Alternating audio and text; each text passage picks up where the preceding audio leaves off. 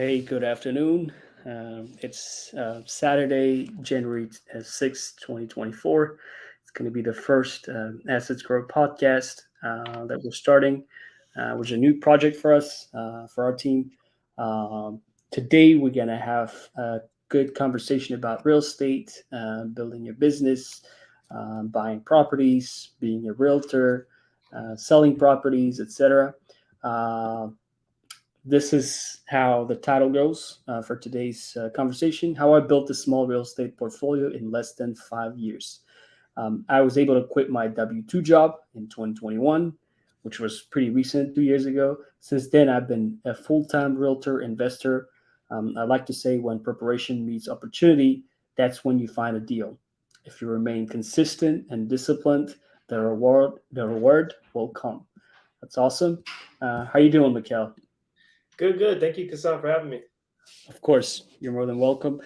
Thanks for joining. I know we wanted to organize this live conversation for a while. Maybe for the past 2 months, we've been trying to organize it, but I kept pushing back. Sorry for that, but finally today's the No day, problem.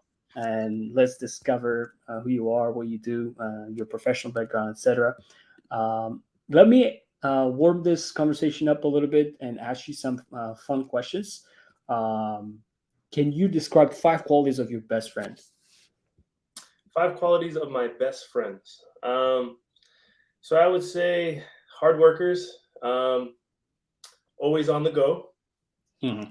Um, Sometimes uh, keep to themselves, but not afraid to ask questions.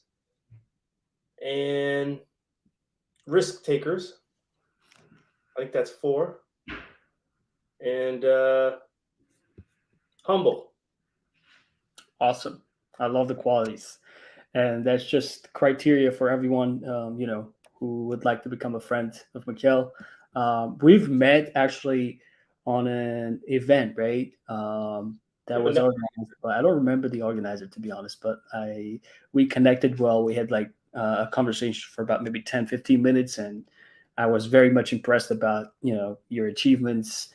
Despite the fact that you're pretty young, you're killing it in real estate, and I really looked up to you. Back then, I was doing something else.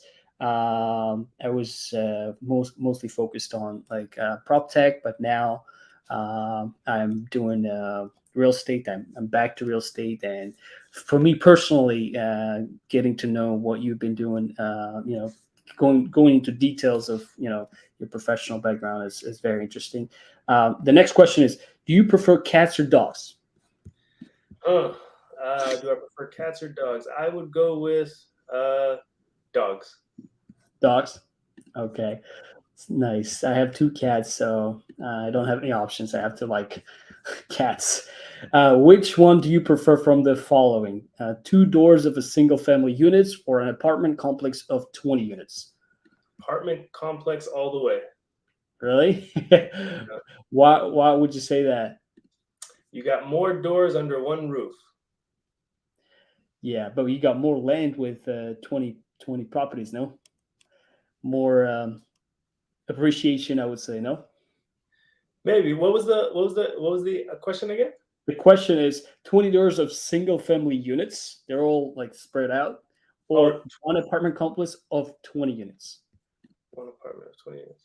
Yeah, no, still, I'll go with one apartment. Easier to manage. Easy to manage. Okay. Sounds good. What about the cash flow, though? I think it's going to be much less. Um, if you don't consider the expenses, of course. I mean, you have to fix the roof and everything every so often. But, anyways, all right. Next question. If you're big on work, I know that you're big on workouts. I always see your Instagram stories. You're always at the gym. I can see your consistency, right? Can you describe your routine in a few sentences? Daily Um, routine. so yeah, I think the gym's very important. Your health is very important. So I try to go like 3 to 4 times a week, and that's not even a lot. I used to go like 5 times a week, Mm-hmm. but take weekends off, hit the gym, be consistent, go the same time every day, and you just got to build that habit. It's hard at first, but once you do it, Mm-hmm. it becomes normal. Okay, sounds good. Sounds good. And then, Uh, Give me an example of a tough or critical piece of feedback you received. It has to be a little bit more like a negative feedback that you received. And what was it, and what did you do about it? Um, so I'll take it back. So I used to work for Costco, Mhm. and Costco is a retail store. It's very popular. But pretty much my feedback was I didn't ask for help. I took Mhm. something on where I shouldn't have done it. So pretty much I was a supervisor at the time. Mhm. Someone got locked out of their locker. Instead of like asking for help, I took it upon myself to take a hammer and slam it and get it open. And pretty much I got in trouble for destruction of like property. But I was trying to help her. So the constructive criticism was like, hey, I know you're trying to help, but next time come to us, ask for advice on how to try and help the person.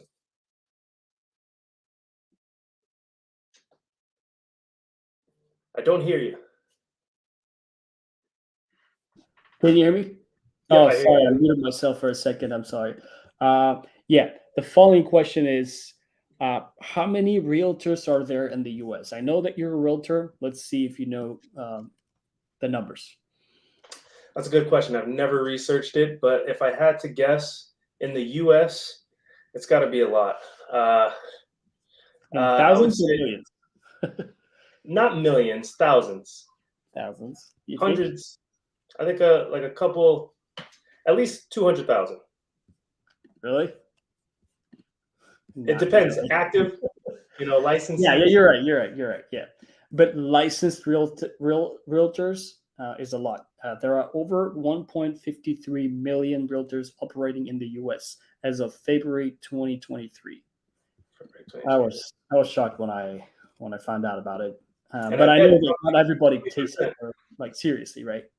Yeah. Yeah, yeah.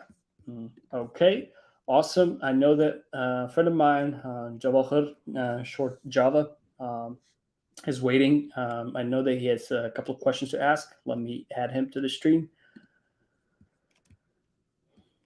There you go, Java. How you doing, brother? He might be busy. Okay, I'll add him a bit later. All right. Uh, let's see. I found out some interesting facts about the real estate market in the U.S. Some numbers that I'm going to throw out there. Maybe it could be interesting for you. Maybe you know those that information. There are over 1.53 million realtors. The full stock of U.S. housing is worth roughly $43 trillion. From January 2022 to January 2023, overall home prices across the US have increased by 5.5%, which is a significant number. Um, and currently, 97% of home buyers search for their homes online. The market size of the real estate sales brokerage industry in the US is $222.3 billion in 2023. There are 143.8 million housing units across the US. There were 5.95 million homes sold in the US in 2022 alone. In just 1 year, there were almost 6 million homes sold in the US. That's how big the US market is, basically. That's why you see a lot of people from Europe, Asia, and other countries want to invest in the US market. And real estate is one of the safest baskets for their investment. And San Francisco, California has the highest median selling price for US real estate at 1.36 million. And then Manhattan, New York has the most expensive cost per square foot in the US. Can you guess what it is? Uh, Maybe so 2 million cost per square foot. cost per square foot. So $1,000 per square foot. Yeah, a little higher, 1,400 per square feet. Yeah, that's pretty expensive, I guess. Um, let's talk about your background first. Where did you grow up, and where do you come from, and how did how was your transition to real estate? Yeah, so I grew up in a town, or I was born in a town called Watertown, Massachusetts. Um, pretty much from there, that's closer to the city. And then middle school, I moved south of Boston. And pretty much at that point, did what everyone does, went to high school, went to college, or what most people were supposed to do. Mhm. So I did that. And then pretty much I learned about real estate. I accidentally, I never rented. And back then my wife and I just figured we should buy. And so that's kind of where we started. We bought our first property in 2013 when I Mhm. was 21 years old. Mhm. 2013. Okay. Mhm. Yep. And Perfect. so you want me to? I'll just tell you the whole story. Yeah. Well, you can go ahead, and I'll ask some questions as we go. All right. Yeah. So we bought in 2013 with no intention of investing, but pretty much knew it was a starter home. It was smaller. It was just under 1,000 square feet, 3 bed, 1 bath, and the price that we got it for was incredible back then. It was 196,000 in a town called Holbrook, Mass. Mhm. Um, and so pretty much we lived there for 5 years. I was going to college, I was working, and pretty much just living check to check, not knowing what to do, just going to school, going to work, just doing the rut of life. And Mhm. pretty much it was 2018. A buddy of mine, who's actually a pastor at our church that we go to, he was watching our kids because my grandfather had just passed. And so we went to go pick up our kids, and he lived in a two-family. And he Mhm. mentioned a website called Bigger Pockets. And so that's when the light bulb kind of went off. Prior to that, I never knew about passive income, rental income. And so he kind of filled me in on real estate. And so I was like, all right, let me listen to this podcast. Let me check it out. So I took like the next 3 months and I started listening and absorbing a lot of information. Of course, I came across the book Rich Dad Poor Dad by Robert Kiyosaki. And I became in love. I was like, you know what? This is amazing. So I went and got pre-approved for for a property. And about 6 months after learning about Bigger Pockets, I found a three-family. Um, and pretty much from that point, I had to move to Rhode Island. So it was 2018, and because 5 years had gone by, and properties were still expensive, so I couldn't buy in Massachusetts. I bought in Rhode Island, and so I rented out the original single family that I had. And back Mhm. then, my mortgage was about $1,200, and I ended up renting it for $2,100. So just that one move was game Mhm. changer for me. I no longer had to cover a mortgage. I had it paid by the renters and some cash flow. Oh, you Uh, were cash flowing, right? yeah, it was cash flowing. Okay. What was the cash flow amount every month? So pretty much, so with the mortgage being around $1,200 and 2,100, I had about $900. After expenses, probably $200. I would cash flow around $700. $700 cash flow. Is that including the yearly expenses, like something depreciates, you have to replace certain things and stuff, right? Are you considering Um, that? no, that wasn't considering if I had to do any extra expenses, but just on a normal, regular months, it'd be around $700. Okay, gotcha. So, how many years have you been in real estate again? So it was 2018 that I bought that first multifamily. Hmm. And then in 2019 is when I got my real estate license. Hmm. Hmm. Gotcha, gotcha. Okay, a friend of mine is here. Hopefully, he'll be able to jump in Hey here. guys, Mekkel, Hey, can you hear me? yep, we Yep, can I hear can hear you. you. Hey, good afternoon, gentlemen. I'm so sorry for earlier. I could hear you on my phone, couldn't quite figure out how to unmute myself. I'm new to this app, so I joined from my laptop now. Thanks for sharing your story, your success story. That's awesome to hear that someone at such a young age would, have the knowledge and the patience and the grit to be able to sacrifice their time and invest in themselves in their future and do it with their life partner, which is amazing in and of itself, right?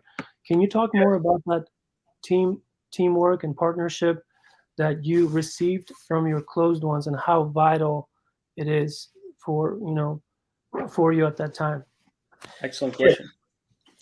So I think it's very, very important to make sure you're on the same page with your spouse. because if you're not in alignment, it could be very, very difficult. So luckily, I'm the more riskier person. My wife is, a little less risky, but she trusted me enough to kind of follow my journey. And we moved a couple times to Househack, but I told her up front, this is what we're going to do. And as long as you have clear communication and make sure that you guys are on the same page, I think it's very doable. But I think if you're in a situation where your partner isn't on the same page, you might have to bring in a third party that's already doing it, that has done it and is successful, so that they can kind of hear from someone else that's not you. That's awesome. Thank you for sharing that. So kind of like surrounding yourself with people that are more successful than you, that you aspire to be. Yeah, and that's one thing I always tell people to do is definitely surround yourself with other people that are crushing it. And that's one reason myself, and that's actually how me and Kassan met, is through a real estate event. So I'm always trying to attend at least one event a week to just absorb more information, but also build my Rolodex of people that I know. The more people you know, the more things you could learn. Well, it's certainly nice to meet you, and I just want you to know that you have a contact here in Orlando. Before I go, I don't want to, flood you with too many questions, but I do have one final question. What advice would you give to someone that wants to crush it but is new to the game at this time and period with these current challenges, with rates being high? For example, what if someone that's working full time has their license, is part of a brokerage, doesn't get too many leads, but he really wants to make it in real estate? How would you, in this situation, leverage your time, and what would you do? So no, that's a really good question. So I was kind of in the same boat, and pretty much real estate just has to ooze out of you. So even while I was full time, working at Costco, I would tell anyone and everyone about real estate, and it ties back to the gym. You just have to be consistent. Whatever your routine is, just keep at it, and don't worry about step 20. Just worry about step 1 and step 2 right in front of you. And the closer you are to your goals, just don't make them too crazy where you can't reach them. But talk to everyone about real estate, and slowly, as you begin to grow your realtor business, that's what I was able to replace my income and kind of slowly step down and then slowly quit completely. But just be consistent and tell everyone about real estate. You want to be known as Java Mr. Real Estate. Follow me on Instagram, bro. It's Java the Realtor. Loved your response. Thank you so much. I'll mute myself now and continue watching this amazing podcast. Awesome. Will do. Thank Thanks you. for the questions. Alrighty, awesome. So don't look too far ahead. That's one of the advice, right? And take it step by step, right? But you need to have a game plan, do you? You need to be in the future. You want to have attainable goals. So I sit down every year with my wife, and we pretty much go through our goals. We have 90-day goals, and we have 30-day goals, 90 days, and then for the year. But you want to have an outline. You want to have something that you can track. If you're not tracking, you're not going to know where you're at, where you stand, and how can you succeed over last year if you don't know what you did. So you need to have solid goals in place. Okay, solid goals are a must for sure. All right, let's go in a chronological order.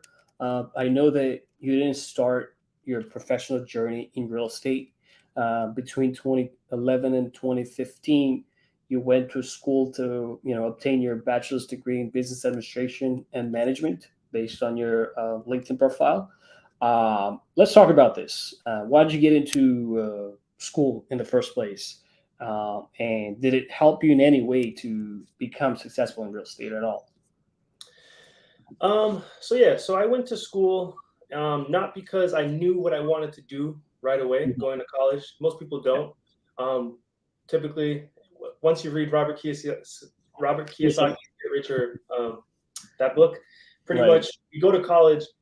So essentially, depending on the field, there are some fields that require it, but for the most part, we're trained to be employees. And at the time, that's what I did. I went to college, and it was helpful. The biggest thing, the biggest takeaway that I got was I went to Costco and I became a supervisor and a manager right away.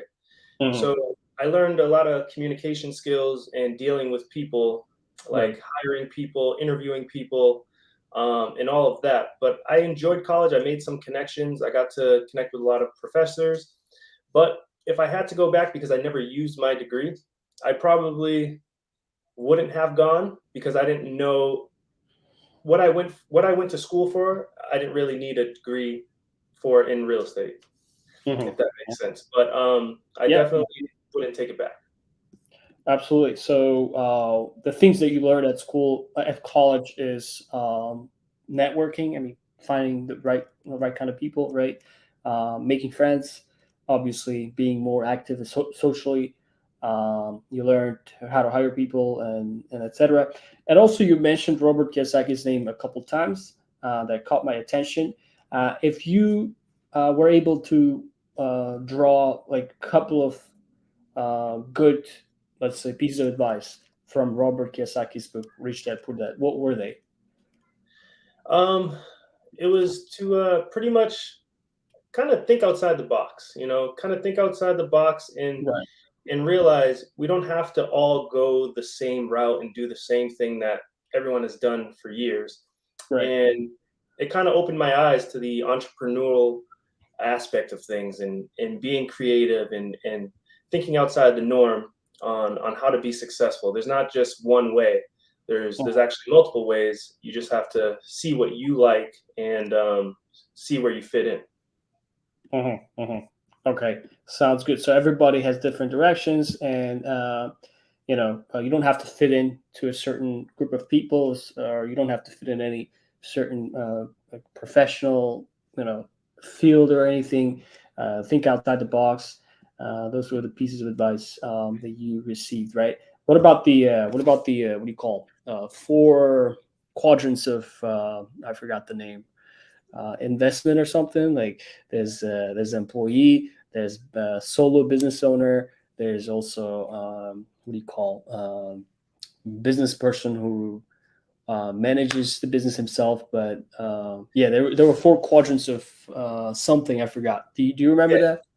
I do remember a little bit as well, and I think it had to do with roles, Roles. like figuring out where you kind of fit, and and it's like as you begin to grow, you start to learn like, all right, I need to hire someone for this. Like I shouldn't be doing everything, but I do recall that part of the book, like as the like you wear kind of different four different hats, and it was fascinating. It was kind of cool to see that, and it's learning who you are and learning what you're capable of and what your Uh-huh. strengths are. Right, right. Okay, awesome. And then between September 2011 and October 2021, you worked as a front end manager at Costco Wholesale. Let's touch on this one a little bit and talk about your responsibilities, how you got into, the Costco Wholesale and etc. So yeah, so I got into Costco. I started right when I was 18, right out of high school, and I Uh-huh. got connected to Costco because my grandfather he used to work for Costco as well. Mhm. Um, and then I've always had a hard work ethic, and so my goal was to do my best at anything I do, and so pretty much I moved up very quickly, and I was a front end supervisor, kind of managing the cashiers, managing the routine business, making sure we're opening on time and all of that. And then I became a manager, and I Uh-huh. kind of just oversaw more items of the business, Uh-huh. doing scheduling, hiring people, and then as I continued to grow, I became a staff level manager. It's just more responsibility. Um, and just honestly putting out fires, being a problem solver. If there's ever a customer or a member that was upset with something, or most of the problems were employee problems. Employees arguing with other employees and trying to fix Right. issues like that. Yeah, yeah, yeah. Especially in a sales environment, that's a common problem that you have to work with. It's a human problem. I think in any field you have people with people, so there's always going Right. to be issues. Okay, can you walk us through your thought process when you were working there as a front end manager at Costco Wholesale? you achieved a certain level, right, of success there already. You became a manager. Like some people work for years, decades, doing the same work, and they never get a raise. We're not even talking about building a business, but like working at a company and getting a raise, becoming a manager, and being responsible for a team, not only for yourself. Can you walk us through your thought processes back then? And what were you thinking about? What were you trying to transition into something else, and etc.? For sure. So even back when I used to hire, right off the back, you could tell a lot from a person just how they hold themselves and how they communicate and how they talk. Right. So with me, like I said, I always try to do my best and be professional. So with that being said, and because I was a little bit younger, a lot of companies try to hire within, take the young people and like grow them up to be leaders. Hmm. And so prior to meeting real estate, I had intended to keep moving up in Costco because Costco is a great company, good benefits, good pay. It's just that it's retail.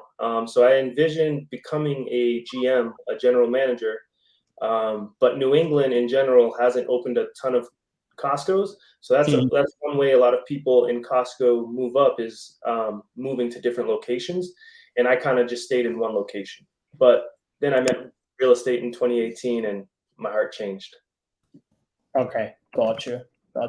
So if you stay in one place, there's less chance that you get a raise, right? You have to be able to move to a different location. Is that what it is? No, you still get it. It's just you can do it a lot faster if you jump from location to location. But pretty much every employee got a raise every year. Uh, um, the manager's got a percentage, but the employees got like a certain amount.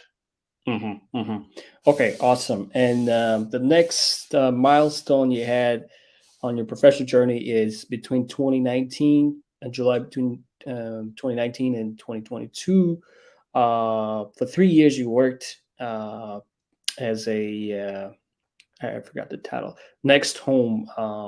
That's just the brokerage, I believe, right? Yep. So that was the first brokerage I worked with, and they were really helpful as I first started as a realtor. With Right. anyone becoming a realtor, it's very difficult to do it full time because as a realtor, income is up and down, and if you don't have other steady income, you just won't survive. So like Java, I had my full time job and I was a part time agent. And my broker through Next Home, I met him at a networking event. So everyone I connect with is through events, and he was a nice guy. And so I joined his brokerage, and he helped me a lot. And then I had left him back in 2022, the end of 2020. 2022. Yeah. And I joined another brokerage because what I saw with Next Home, I had began to grow, and I think I was the top agent in that office. It was a very small office, like 6 agents, and Uh-huh. so pretty much I just want to surround myself with other people crushing it. I don't want to be the top person in the room. I want to be surrounded by other people that are way Right. better, Yeah. and Yeah. so that's what I did. I joined another brokerage, and they're more focused on investing, and they're called Cameron Prestige. So they're all agent investors. Karen Prestige. Interesting. They're all what again? Sorry. They're all agent investors. So everyone has a priority or focus on investing. Interesting. Agent investor. Awesome. So as you mentioned, it's very difficult to survive in the real estate sales world unless you have a stable income, W-2 sort of income, or some other kinds of income, right? Uh, and the way you started uh, your journey in real estate is you joined this brokerage part time, and then when was the time when you transitioned into full time position? Like, have you ever worked as a full time real estate agent at some point, or it Um, always has been a part time job for you? it was part time until I quit my job in 2021. But Mhm. I was only able to do that because I had already built up some rental income. So that kind of offset some of my Uh, full time income. So so you I were an investor before you became a real estate agent, right? Correct. Yeah. Totally opposite with a lot of people, right? But your store is very unique. Interesting. Yeah, yeah. Yeah, Um, and that's what made it easier. I had passive income before I became a full-time realtor, so I felt more comfortable. So uh, yeah, it made it a lot easier. right. But I mean, if you already had a passive income, why did you want to work as a realtor? I mean, To is that buy more because you wanted to be investing? Being able to buy properties, right? and I wanted to share with people what I did, that they can Mm, do it too. Kind of picking up properties, moving, and house hacking. And honestly, they weren't off market properties, they were all on market. I just wanted to show people that you could do it too. Yeah, yeah. Awesome. And then since now you have some established business going on, when you go to networking events, what is your main goal? I mean, are you trying to give most of the time, or are you trying to still network and expand your portfolio and meet other people that have different strategies in business and stuff? So, what's your goal of networking with people? Yep. So when I go to events now, it's still number one to learn. Always looking for things that I haven't heard of and see what others are doing. Right. Um, Number two is connecting others to other people. So I have clients that may need a contractor in this town, or just making those type of connections. And then number three, looking for deals for myself, deals for my clients. There's certain areas where people are looking for deals. There's Mhm. there's there's so many deals out there. I cannot take all of them. We all have to, like, everyone. It's a big ecosystem, and I think there's enough out there. We just have to find it. Um, but yeah, just connecting with more people. Interesting. So first of all, to learn more about the business, right? Maybe different kinds of business, maybe commercial, real estate and stuff, right? And then connecting people with other people or connecting yourself, looking for deals. Those are the three, goals that you have when you go to networking events. Awesome. And then the next milestone you had is you joined this brokerage, right? Cameron Real Estate Group. Is that what it is? Yep, Cameron Real Estate, Cameron Real Cameron Estate. Prestige. And is there a requirement to join this brokerage? Because you mentioned that you have to be an investor agent to work there, or there's no requirement Um, for that. nope, there's no requirement. They do help a lot of first time investors, first time agents. But there's no requirement. They have pretty good commission splits. They're a good company. They offer a lot of training for newer agents. They Mhm, offer teams. They offer a lot of stuff. mhm. Um, but and The broker himself is also a big time investor. So he owns like a couple hundred doors in Boston and the North Shore, and then Couple he hundred. also does Wow. like over 150 flips a year. So part of it being he's just a great resource to ask questions and to connect with. Wow. 150 flips and then 200 doors. That's a big number. I'm sure Yeah. he's probably one of the people that you aspire to, that you learn from, I guess, right? It could be he's probably one of your biggest mentors in life at the moment. Yeah, he's done a lot, and it's kind of incredible as I get to connect with more people out there that Yeah. are crushing it. I Mhm. learned that my broker was their mentor, so it's kind of cool to see how he's helped. He's just a humble guy. He helps a lot of people make Yeah. it. There's not. It's not a. He's not a person that's just trying to eat up all the deals. He's trying to help people. Interesting.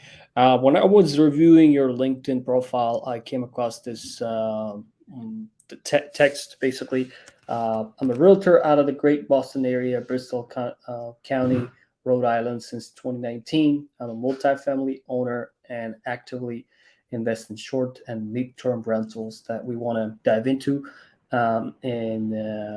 In those states, I also started passively investing in large syndications in 2021. I decided to use my experience as a real estate investor to help other newbie investors or first time home buyers make their first move in the real estate investing world by becoming a local real estate friendly realtor. At only 29 years old, I achieved financial independence to quit my full time job, and now I'm a full time investor and realtor. in the near future. I look forward to investing in commercial multifamily buildings and house flips. Awesome. I'm going to dive into some parts of this text. Basically, first of all, you are a multifamily units owner, right? Houses owner. Why multifamily? Why not single family? It's just a lot easier to manage. And I kind of where I'm at today, I like smaller units and I like 2 beds, 1 beds and studios. And it's just harder to get that out of a single family. And I prefer you can get a lot more out of an apartment. Okay. And how many units does each multifamily have usually? So I'm focusing on smaller multifamily right now. So I'm looking for like 5 to 15 units. And so pretty much they can be a mix. Occasionally you'll have one with a 3 or 4 bed, but ideally they're 2 beds and under. Mm-hmm. And then you mentioned that you actively invest in short and mid-term rentals. What does that mean? What are they? Yep. So locally here in Massachusetts, so I live in a single family. I have an in-law suite where I rent to traveling nurses. It's a like a little studio with its own entrance. And then in Rhode Island, I have another studio that's in a 5 unit building that I Mhm. rent to traveling nurses. And then in Fort Lauderdale, Florida, I have a single family where I do Airbnb. Okay. So your focus is traveling nurses only. Is that what it is? Yeah, my focus is traveling nurses, but we do open it up for anybody looking for a 30-day minimum stay or more. We've had construction workers, we've had students before, but ideally we're looking for nurses, but anyone that's looking for more than a 30-day stay. And why nurses? Is that because of the period they want to stay in their unit in the units, or maybe because they have a good income, or is it a combination of different factors? No, yeah. So it's pretty much a combination of all of that. They typically stay 3 to 6 months at a time. They're great working professionals, and they're typically working 12-hour shifts, so there's not a lot of wear and tear on the apartment. And they've been great to work with so far. I've been doing that for about 2 years.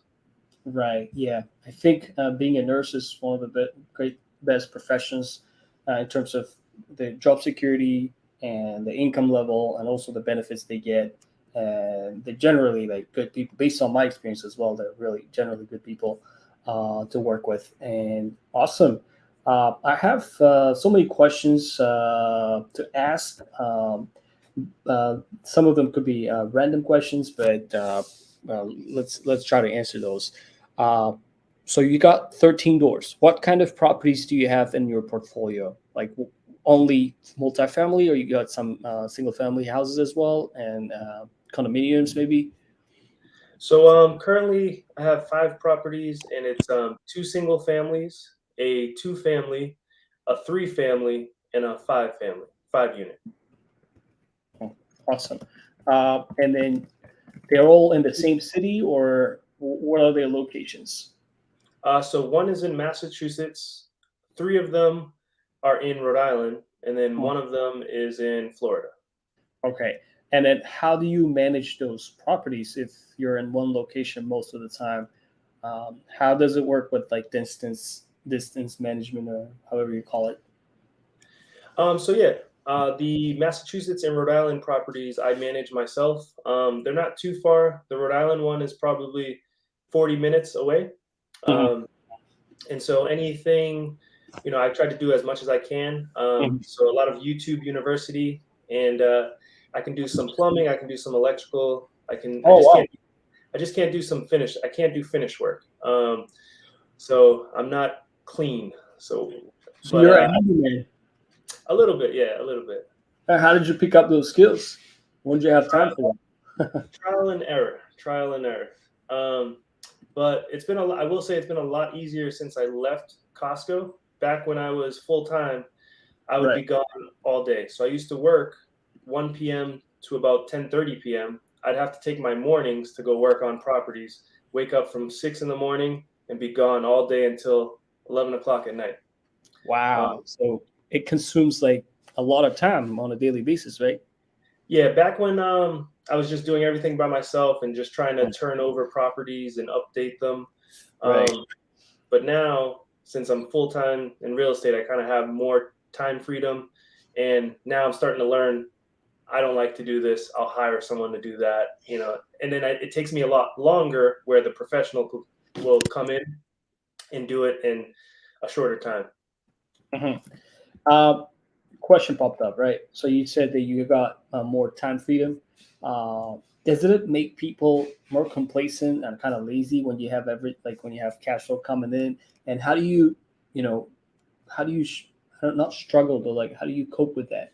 You Um, know, yeah. I definitely agree. It was definitely a hurdle because I came from the W2 field and I was very good at being told what to do and then go do it. I've been a very, very good employee. So getting back some time, it took some discipline. And honestly, that's also why I go to the gym every morning. If I don't go to the gym, I sleep in.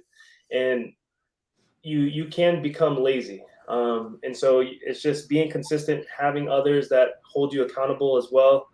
Um, but and knowing your why and knowing your drive, just being reminded of that constantly.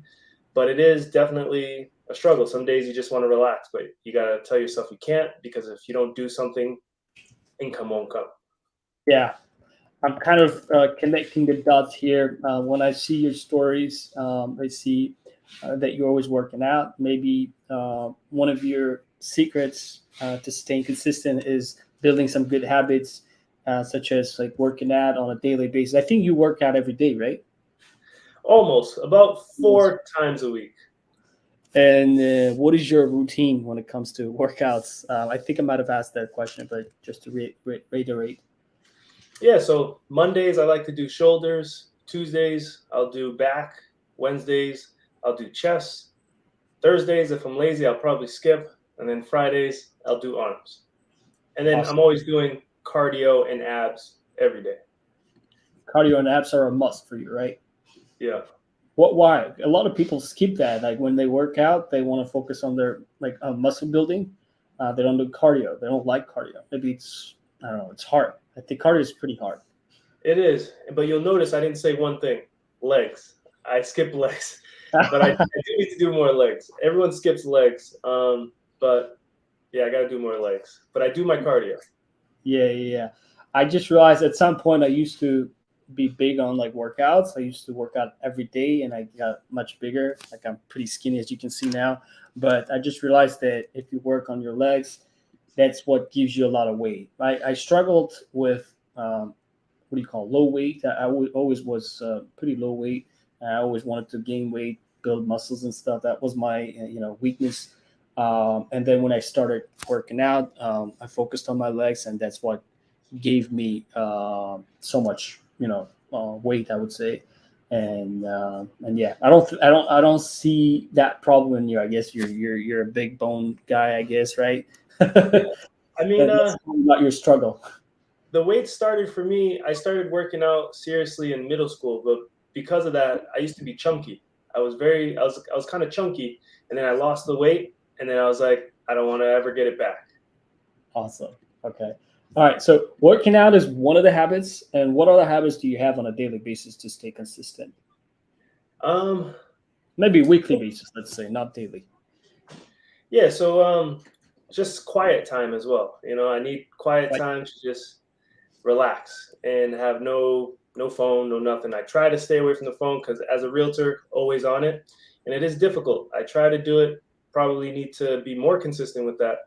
Um, but trying to shut off the machine of work is something that needs to be worked on. But overall, going to the gym, um, just being consistent and having family time, of course.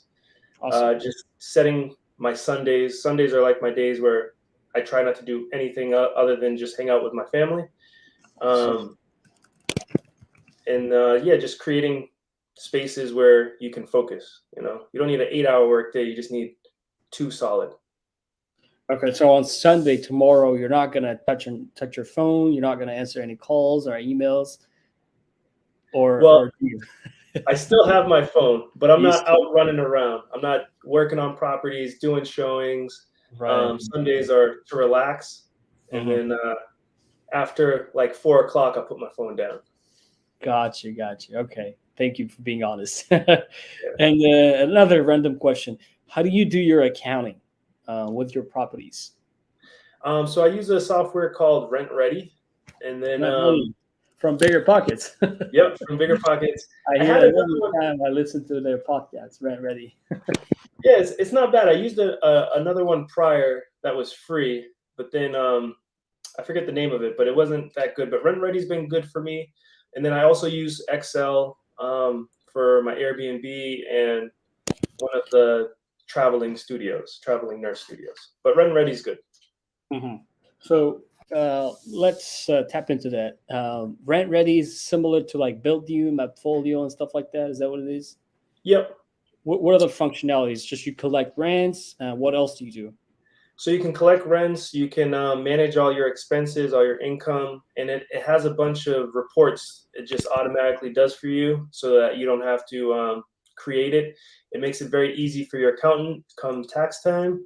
Mhm. And you can really separate your business account from your personal account, and it just makes the whole thing very easy. Interesting. Yeah. So it could be an accounting tool as well, right? And Yep. then your end users have to download an app as well for them, which is a separate app, I guess. Yep. So all the renters they have a renter one, and Mhm. from what I've been told, they said it's Mhm. very easy to use. Awesome. Okay. Yeah, I'm not advertising anyone. I don't have that much audience anyway, so uh, awesome. And how do you foresee any problems that may come up with the properties? Do you conduct your own inspections, any due diligence on a regular basis? How does it work?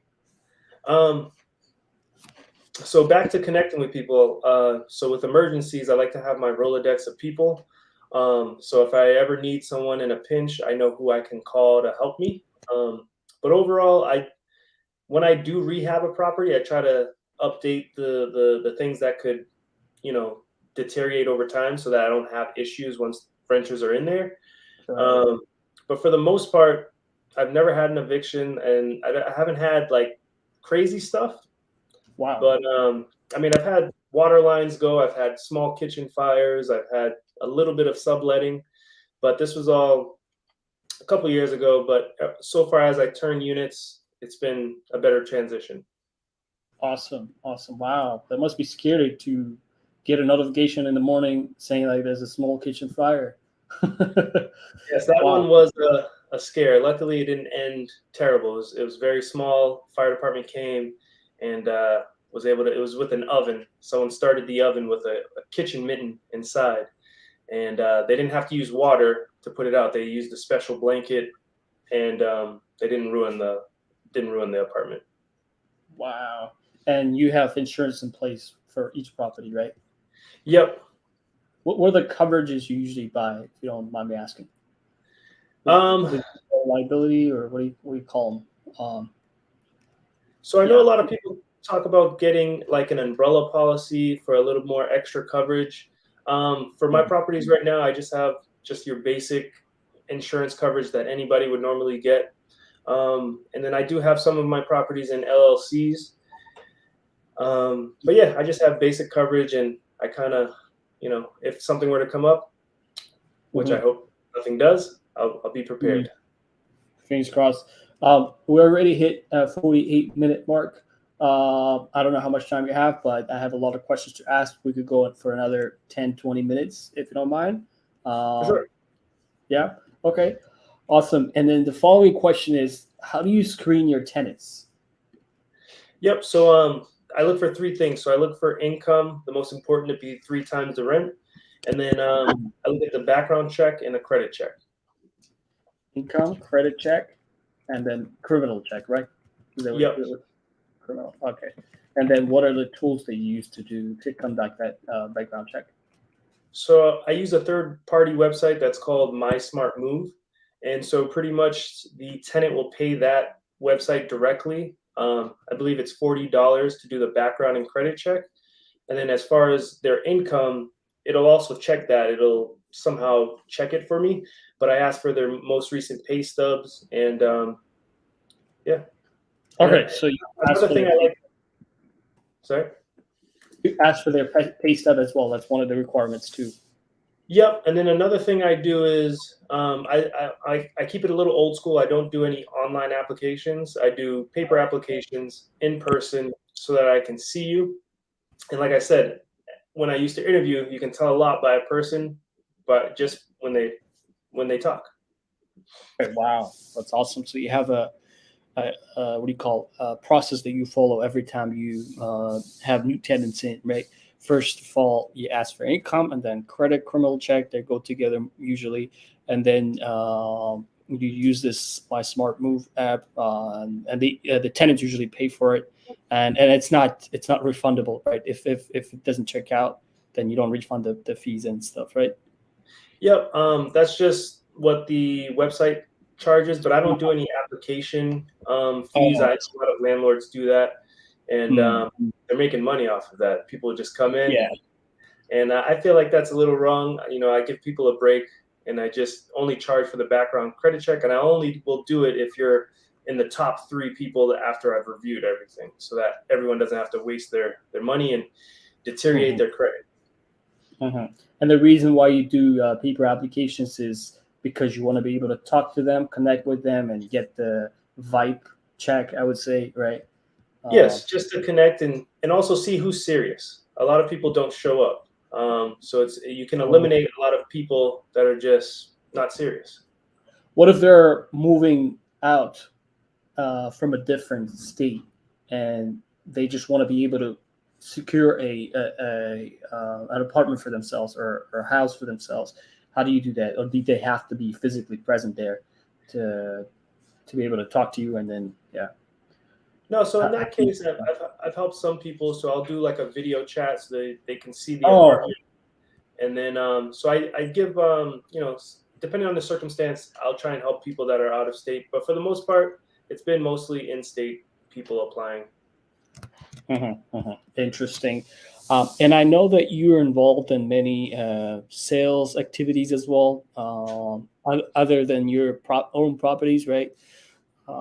There are some problems in real estate that a lot of people come across, and just wanted to see how you deal with those problems. For example, one of them is wire fraud, which is very common nowadays, and on bigger pockets, that's one of the main subjects they talk about. How do you deal with wire fraud? What do you do to make sure this doesn't happen to you or your customers, clients? So yeah, all of my clients, they sign a form with my office talking about wire fraud. So we try to educate them and prepare them. But in this day and age, people are very, very tricky. And I've spoken to some other attorneys that, they're typically the ones that move the funds for a lot of big transactions. And I've heard some horror stories where a client will get an email and it looks like it's from the attorney saying, send your funds here. And then they go and do it. But that's where a lot of attorneys, there is like security in place, so they do have insurances to help cover any loss up to a certain amount. And I think an attorney that I knew, he had a transaction where someone lost like $90,000, but he was able to recoup like 80,000 of it by trying to figure Which is out like what happened. 80%, right?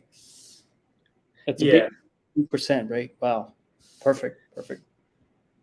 So you need to have a trusted attorney who reviews everything, and then you want.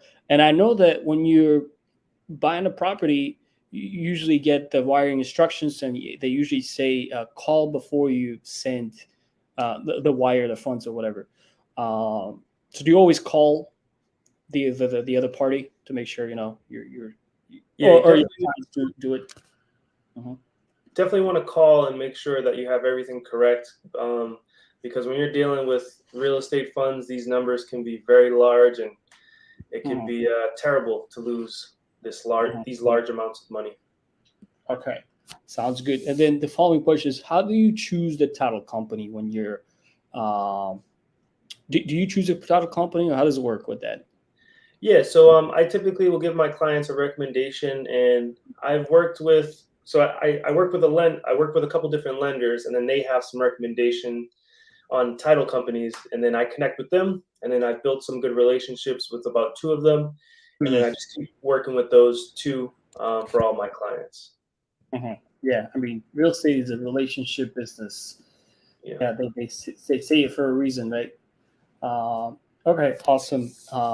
And then when you're looking for a property to acquire for yourself, do you usually do your own search, or you rely on someone else? Yeah, so when I'm looking for properties personally for myself, so my niche now is like I'm looking for 5 units and more, and it's gonna sound crazy, but what I look for is I'm looking for 100 grand a door and less. So if I can get a 7 unit for 700,000, I look at that as a good deal. So that's Say more say it so one more time. 100 grand. What? 100,000 a door. So if I have seven Oh, units, I want it to be 100,000 each, so 700,000 for a 7 unit, and it's possible. It's possible out here in Rhode Island. mhm, mhm. Okay, so each unit has to be $100,000. So, and the minimum doors the property has to have is 7 doors. Is that what it is? No, no, no. So pretty much that was just an example. But like for any 5 unit and up, um, I just want it to be 100 grand a door, around 100 grand. So if I Wow. could find a 5 unit for 500,000 or a 10 unit for 1 million. And is there a minimum for you, or it doesn't matter? No, there's a minimum now, so I'm looking like 700, 800,000 and under. Interesting. Okay, that's a very interesting criteria that I never heard of, to be honest. Like $100,000. It's probably based on the prices in the market that you operate, right? It's Yeah, probably not. It can be applied to other markets such as like South Florida or New York. I guess it's impossible to find any it's units impossible. Yeah, like those that. prices are super expensive. You're paying probably 300, 400,000 a door. A 2 unit is probably 600, 700,000 in Fort Lauderdale. Mm-hmm, mm-hmm. Okay, sounds good. Do you consider yourself tax savvy? A little bit, but I'm not a big professional. That's why we have the CPA. But I know the surface level. Mm-hmm. Interesting, interesting. Blockchain facilitates secure data sharing, streamlines rental collections and payments to property owners, and also provides premium due diligence across the portfolio. So, blockchain is becoming a big subject for conversation, especially if you're listening to Bigger Pockets podcasts. They talk about it a lot. What do you think about this transition from I don't know, from the current traditional methods to blockchain? So I've heard of that, but I'm not 100% certain on what it is exactly. I forget. Oh, I see. I see. Yeah, I don't have a clear idea on that either. Just want to see if you have any ideas. Sounds good. And then the following question is: you're not only an investor, but you're a sales agent. Uh, if someone, Java already asked that question, but just to reiterate, if someone, how do you start working as a realtor and actually make money? If you want to give a couple of tips. Your greatest return will be your sphere of influence, your SOI. So it's the people that you see on a regular basis, whether it be at work or your family, and really nurturing the people that know, like, and trust you. Because it's always hard to speak to a new lead that doesn't know you. Because typically everybody knows a realtor. So the moment they find out their cousin or aunt's a realtor, they'll drop you. So that's the thing I've seen. If your brokerage is paying for leads, it Hmm. could be going well. You could be speaking to them, but hey, I just found out my cousin's a realtor. I'm going to go with them. So that's Hmm. where you really need to nurture the relationships that you have. And honestly, as a realtor, for me, I worked at Costco for 10 years. So a lot of my clients are people that work at Costco. So Oh, wow. it's a matter of who you are and what you do and the the outcome that you show towards people. And so I've had great relationships with people at Costco, and they like and trust me. Awesome, awesome.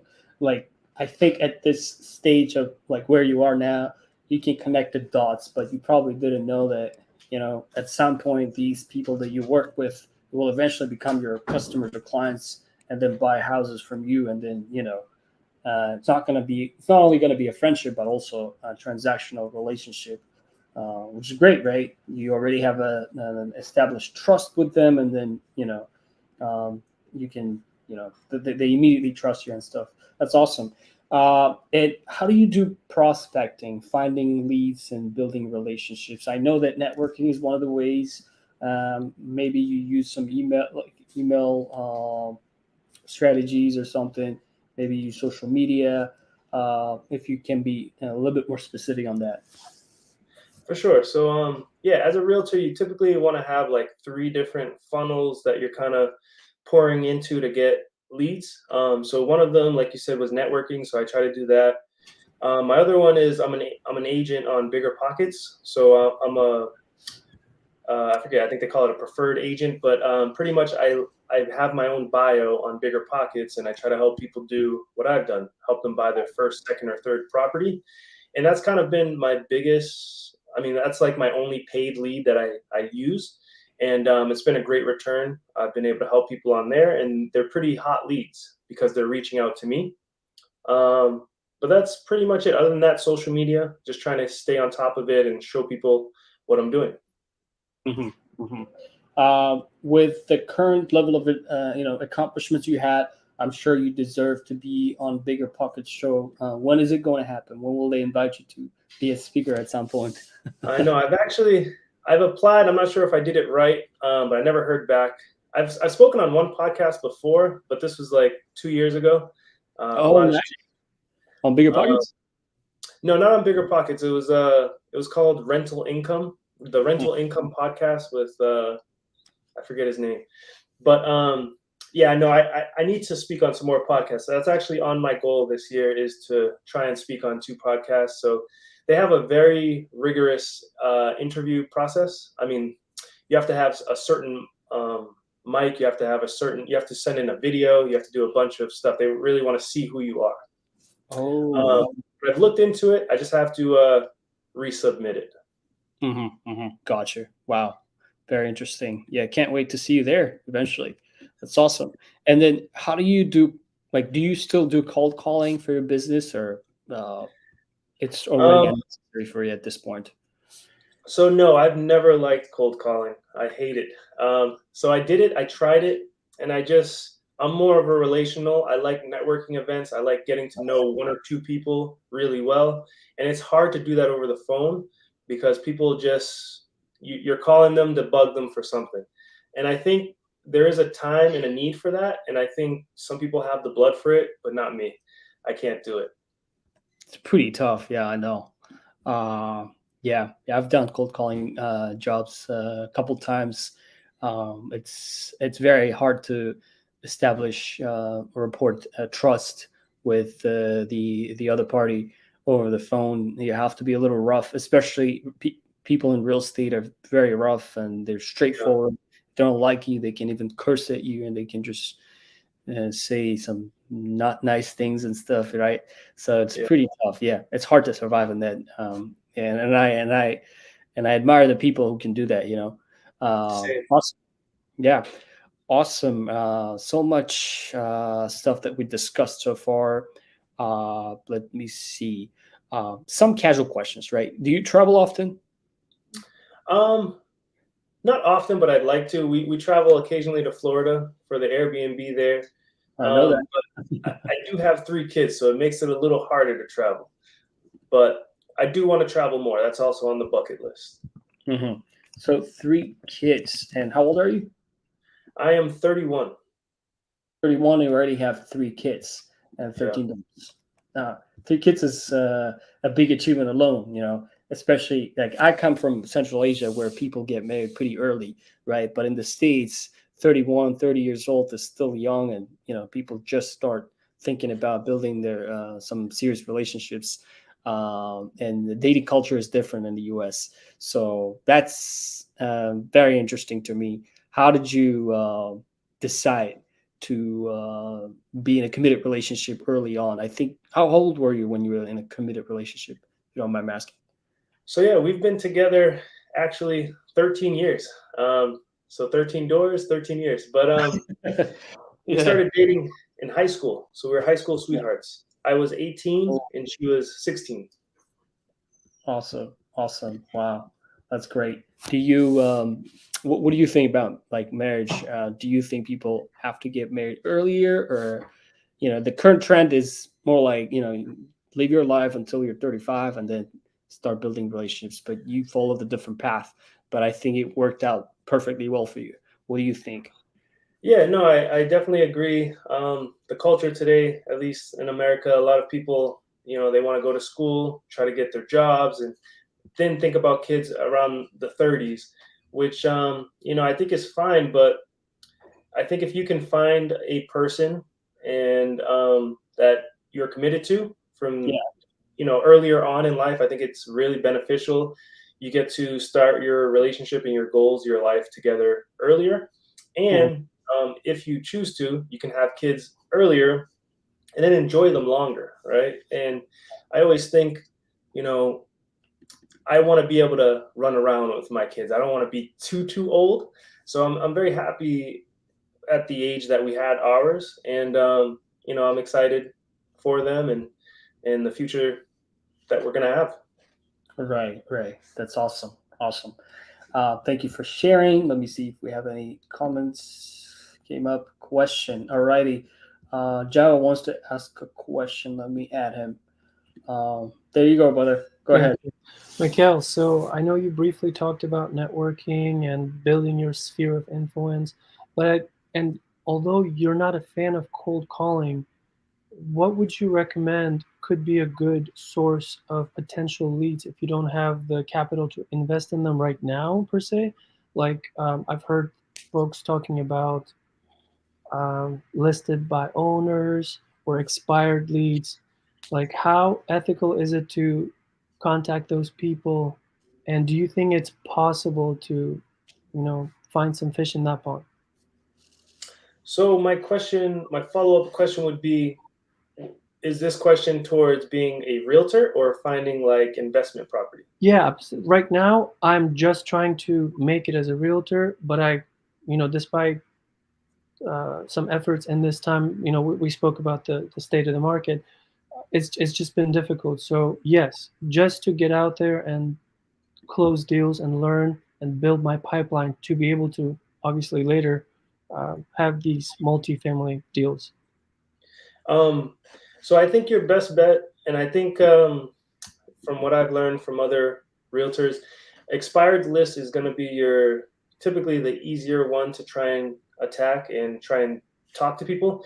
And actually, right now in January, this is when a lot of expireds are hitting the market because a lot of people probably sign deals over the summer and they're typically like 90 days with a realtor to try and list your property. And then once the holidays end, they kind of maybe take it off the market or, they just expire. But in my experience, I've done some cold calling and I did expires and I got in contact with some people. Yes, they had some unrealistic goals on trying to sell their property. And that's probably from the prior realtor who didn't communicate well enough expectations. And so now it kind of ruins things, but you got to try and bring them back and let them realize where the market is today and just kind of try and be a problem solver. Okay, excellent. What are some of the things, what some of the aspects you think they would come up in terms of expectations on the buyer on the seller side? What implications would you have to explain to them? Or Yeah, so I think a lot of sellers today are stuck on when the market was like in 2020, 2021 when it was madness. You could sell a property in the first weekend, but rates have increased and, days on market are a little bit longer than what they used to be. It's not uncommon now to see a property sit for at least 30 days before it gets under contract. So it's kind of letting them know like, hey, people can't afford what they used to 2, 3 years ago because rates have increased and it's kind of, humbly letting them know, like, we may have to drop the price. Should we Okay. not get any offers or any friction this first weekend? How aggressive are you on dropping the price, and kind of laying out all those good questions ahead of time so that you're not panicking and trying to come up with a solution when it's too late. Okay, so maybe supporting data could help drive that conversation, right? Did, did Yeah. you um, did you leverage the MLS database for any of that data? Yeah, so always pulling comps and looking at, what is sold in the last 3 months, and going out further if need be to kind of explain, hey, this is where we should be, and then also listing at an aggressive list price to get a lot of foot traffic. You don't want to be where we're supposed to sell at. Let's maybe list 25,000 under, expecting over offers. But yeah, definitely going back to the data and showing them that. Okay, so that's an interesting point you made, right?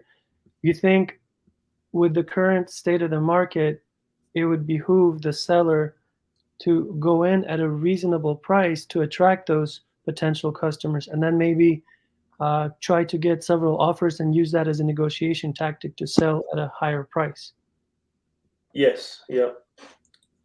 Okay. So if you list it at a good price, get a lot of foot traffic, get a lot of people in there, and then also it's nice to have backup offers. Should you select one, and if it were to fall through, because there were a lot of deals falling through, it's good to have backup offers. Okay, sounds good. Thank you.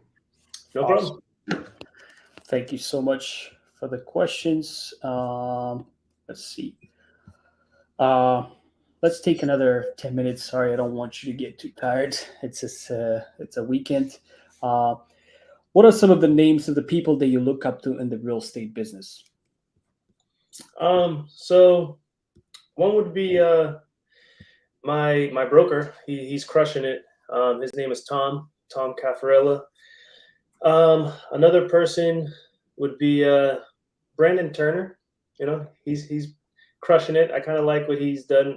There's one thing that he did that stuck out when I first started listening was he Mhm. bought a property. He put an 18-year note on it for his daughter, so that when in 18 years, when she's ready to graduate high school, she can use the funds from that property to go to college if she wants to do that, or she can use the funds, sell it, and invest in whatever entrepreneurial thing that she wants to do. So I thought that was really cool, and that stuck out to me. Other than that, yeah, I think that's pretty much it. Awesome. Is that your plan? You want to do the same thing? Yeah, definitely not gonna give a handout to my kids, but definitely want to help them and set them up. But who knows? Maybe they're not going to go down the real estate route and they want to go somewhere else. Just want them to be certain and confident in who they are and what they want to do. For example, I come again from an Asian background, right? And predetermining your children's future is pretty common. People like parents usually want them to grow up in a certain way, pick a certain career or something, right? What do you think about that? Do you think you have to predetermine your children's future, or how can you be a good parent? You're a great investor and realtor, but maybe you have some advice for people who have kids and they might be struggling with growing their kids, and maybe they don't have an idea of like how they have to help their kids in different ways. So what's your thoughts on that? So yeah, no, I think it's very, very important. I don't think you can tell your kids what to do right away. Hmm. However, the hard work starts when they're young. A lot of parents today will try to coach and parent a teenager, but that should have been done when they were younger. So now it's harder. Hmm. So I think if you put in the work in the front, and kind of guide them and show them what's right and what's wrong, and show them, how to be a respectable person and how to achieve, greatness and do good things. It'll make it easier come teenage, and adults. But Hmm. sometimes you can do all you can and a child will stray. But Hmm. the hope is they'll stay on the right path. You continue to work with them, but it all starts in the beginning. A lot of people, and unfortunately, don't have the time to invest in their kids, which makes it hard. So you kind of see the rut of life happen. But again, goes back to the gym. Be persistent, be consistent, and just keep at it, and you'll achieve greatness. Awesome. So another interesting question for you, right? What does real estate mean to you? Is this work, business, or investment? Um, no, it's investment. It's fun. What's the saying? If you I forget. It's you'll never work a day in your life if you love your job. But pretty much, Right. I love real estate.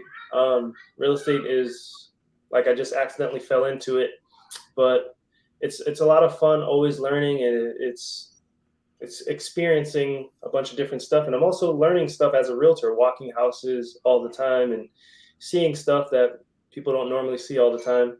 Right. Um, but it's definitely not work. It's fun.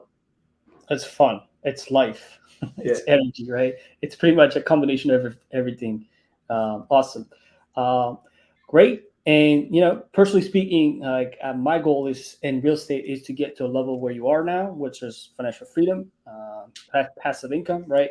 But eventually, personally, I think I want to do some other. I want to get into some other types of businesses that can, provide more, not necessarily passive income, but like it could be more active. Do you have any ideas? Like, do you have any plans to get into other types of businesses or not?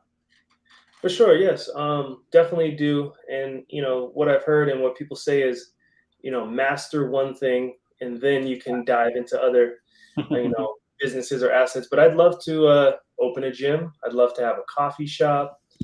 I'd love to have, as of like passive income, like a laundromat. But other than that, like passion things, like a gym, restaurant. Maybe not a restaurant. The restaurant business is hard, but definitely a coffee shop. I love coffee. Coffee shop. Awesome. You like coffee, huh? Yeah, Awesome. So, based on our conversation, I'm getting what do you call a sense that you in life generally leverage everything that you have. For example, you had experience in sales, basically, and management, managing people. You leverage that. You worked as a realtor. You leveraged it, and now you have a clear sense of direction. You know where you're headed. I think leverage is the key here. And the last question that I want to ask, if somebody else who's watching us have any questions, please throw it in the comment section before the end of the conversation, and I'll make sure we read it and get an answer. What is your plan in terms of real estate investment? How many doors would you like to get to eventually? Maybe let's take 5 to 10 years. for sure. So my goal is not to be a realtor forever, because at the end of the day, it's work. So I still have to communicate with a lot of people, and at Right. times it is enjoyable, helping people, do what I did, but it can be chaotic. So talking to a lot of people and a lot of moving parts. So with that being said, it's not necessarily an amount of doors. It's a passive monthly income that I would like, and pretty much I would like $25,000 a month passively from me and my family, and that would be okay. And pretty much no longer being a realtor, and pretty much for fun, maybe picking up one property a year. Just always kind of trying to be active and stay involved and looking at the market and kind of seeing things. But definitely not being a realtor forever. Right now, it's just the means to pay off lines of credit, which I've used to buy properties. Awesome. Wow. That's amazing. I enjoyed the conversation so much. Appreciate your time. And if you have any final thoughts, please feel free to express them. But I think, yeah, we had an amazing conversation and we could wrap it up. Awesome. Yes, no, this was awesome. Thanks for inviting me, and looking forward to hearing other guests speak on your podcast. Thank you so much, Mekkel. Appreciate it. Let's stay in touch and wish you best of luck in everything you do. Have a Yes. great rest of your weekend. Huh? Yes, you as well. Thank you.